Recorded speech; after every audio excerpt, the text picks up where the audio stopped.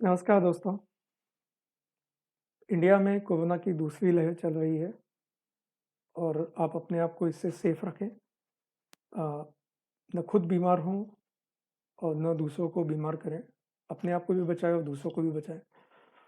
और इस कोरोना काल में जो अपना ये अभी तक का टॉपिक चला रहा है, साइबर ठगी या फाइनेंशियल फ्रॉड, तो इसकी संभावना बढ़ गई है।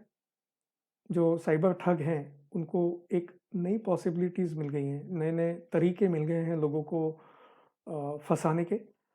और ये हमेशा चलता रहेगा, ये कोरोना के बाद रुक नहीं जाने वाला है। ये लोग हमेशा नए-नए तरीके ढूँढते हैं। तो आज सुबह ही मैं दैनिक भास्कर पढ़ रहा था, उसमें ये नया तरीका मुझे पढ़ने में आया। तो अ, जहाँ पहले एक राज्य झारखंड में काफ़ी लोग इस ठगी में एक्सपर्ट थे और करते थे, अभी वहीं राजस्थान में राजस्थान यूपी बॉर्डर पे मेवात एरिया में इस तरह के 8 से 10 हज़ार लोग इस तरह के काम में लगे हैं और ऑलमोस्ट 60% जो आज ठगी हो रही है भारत में रोज़, उसमें ये उस रीजन के लोग उसमें इन्वॉल्व हैं। और रोज़ 2.5 से 3 करोड़ की ठगी वहाँ से हो रही है, वहाँ पे पैसे कमाए जा रहे हैं। तो इतने बड़े पैमाने पे ये अ, चल रहा है, मतलब महीने के 60-70 करोड़ का लोगों से पैसा ठगा जा रहा है। तो ठगने के नए तरीके जो दिख रहे हैं उसमें वैक्सीन या जो दवाइयाँ जो नहीं मिल रही हैं, जैसे रेमडेसिविर इंजेक्शन, तो इसके एसएमएस भेजे जा रहे हैं लोगों को सस्ते में। और जिसको उसकी ज़रूरत है, जो जिसको वो गवर्नमेंट हॉस्पिटल में या बाहर दुकान पे नहीं मिल रहा, वो लोग शायद फंस भी जाएं। तो वही होता है, ये हज़ारों लोगों को भेजा जाता है, उसमें से कुछ लोग भी यदि फंस जाते हैं तो उनके पैसे निकाल लिए जाते हैं। और इस तरह ये ठगी रोज़ होती है।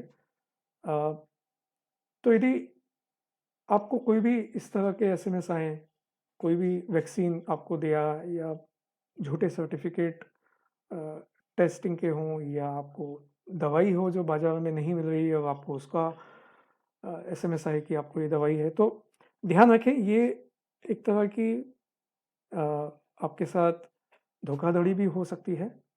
और इसमें एक तरफ तो आप ऑलरेडी तकलीफ़ में हैं, आप अपने लिए या अपने रिश्तेदारों के लिए ये सब चीज़ें देख रहे हैं, और दूसरी तरफ इस तकलीफ़ के चलते आप अपने साथ ये धोखाधड़ी भी होने दे सकते हैं। क्योंकि मैंने पिछले जैसे वीडियो में बोला, जब आप सबसे ज़्यादा तकलीफ़ में हैं और आपको किसी चीज़ की ज़रूरत है बहुत ज़्यादा, तो आप अपने जो मन में जो शक होता है उसको कम कर देते हो और किसी के भी कहने में आ जाते हैं, और उसमें अब हम लोग के फँसने का ज़्यादा चांस है।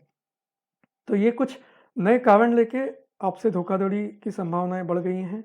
और लोग इस समय बाहर जाना मना भी है, काफ़ी जगह लॉकडाउन चल रहा है, तो बाहर ना निकलने की वजह से ऑनलाइन शॉपिंग या ऑनलाइन परचेज़ ऑफ आपकी दवाइयाँ, तो इस तरह की चीज़ें जो बढ़ गई हैं, और इसमें लोगों के साथ पॉसिबिलिटी भी बढ़ गई है। उनको शायद ठगों को ये एक ऑप्शन ज़्यादा मिल जाता है कि आपको किस तरह से ठगा जाए, और वो अपॉर्च्युनिटी ढूँढ रहे हैं। बचने के लिए आप 2-3 ही काम कर सकते हैं, बहुत इम्पोर्टेंट है। फ़ोन पे या एसएमएस पे कोई भी इम्पोर्टेंट इन्फॉर्मेशन शेयर ना करें, या आपके Aadhaar card, PAN card, credit card, debit card, PIN, आपका ओटीपी, ये सब आपकी बहुत इम्पोर्टेंट जानकारी है जो आपने शेयर नहीं करनी है।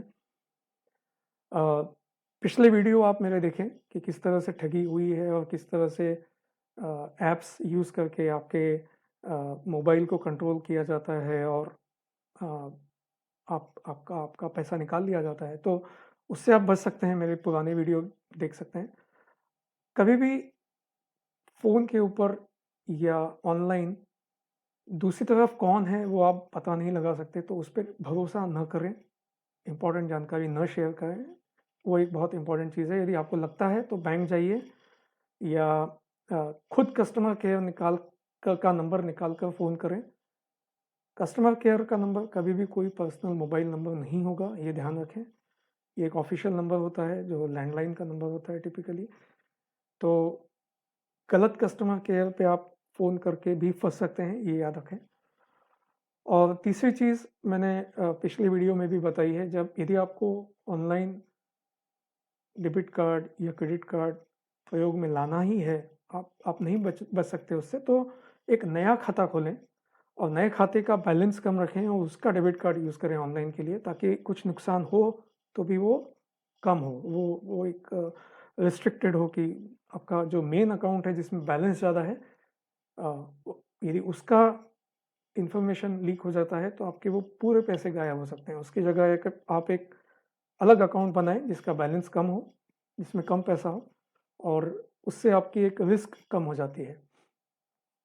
उसके अलावा एक दूसरी चीज़ बताना चाहूँगा कि आप फ़ोटोकॉपीज़ का जो इस्तेमाल करते हैं, ज़ेरॉक्स का इस्तेमाल करते हैं, और जिसमें पैन कार्ड, पासपोर्ट, आधार कार्ड, ये एक बहुत इम्पोर्टेंट इन्फॉर्मेशन है जिसका कि ये ठग लोग इस्तेमाल कर रहे हैं गलत, और इनको इस्तेमाल करके भी आपकी इन्फॉर्मेशन चुरा के, क्योंकि आधार कार्ड से काफ़ी कुछ चीज़ें लिंक हो गई हैं, बैंक अकाउंट या बाकी मोबाइल नंबर, ये सब लिंक होने की वजह से इस चीज़ों का भी गलत इस्तेमाल हो रहा है। अ, आम आदमी नहीं कर रहा, लेकिन जो ये ठग हैं वो बहुत एक्सपर्ट हैं और ये इनको ट्रेनिंग दी जा रही है कि इसको कैसे इस्तेमाल करना है। तो जब भी आप ज़ेरॉक्स किसी को दें, तो उसके ऊपर पर्पज़, किस कारण से आपने ज़ेरॉक्स दी है, उसका क्या कारण है और किस डेट को दी गई है, ये क्लियरली वहाँ पे लिखें, और तभी आप इस ज़ेरॉक्स को किसी और को दें। अन्यथा अननेसेसरी बिना किसी कारण के ज़ेरॉक्स न दें किसी को, ताकि इसका गलत उपयोग ना हो। तो ये कुछ चीज़ें अपनी ध्यान रखें। आपकी जो पर्सनल इन्फॉर्मेशन है, आपकी जो इम्पोर्टेंट इन्फॉर्मेशन है, वो आपको सेफ रखनी है, और फ़ोन पे और एसएमएस पे और ऑनलाइन में कोई भी काम करते वक़्त बहुत सावधानी रखनी है और सामने वाले आदमी पे भरोसा नहीं करना है। यदि आप ये ध्यान रखते हैं कुछ चीज़ें, तो ही आप इससे बच सकते हैं। तो मैं यही कामना करता हूँ कि आप बीमारी से भी बचें और ऑनलाइन फ्रॉड से भी बचें, अपने आप को भी सेफ रखें, और अपने परिचितों को, फ्रेंड्स को, और रिश्तेदारों को, इनको भी सेफ रखें। तो आपको ये मैसेज पसंद आया हो तो आप इसे ज़रूर फॉरवर्ड करें, और ये लिंक पे मैं शेयर कर रहा हूँ दैनिक भास्कर की, वो भी आप पढ़ें ताकि आपको समझ में आए कि इसकी क्या डिटेल्स हैं, कौन इसके पीछे हैं और किस तरह का वो काम कर रहे हैं।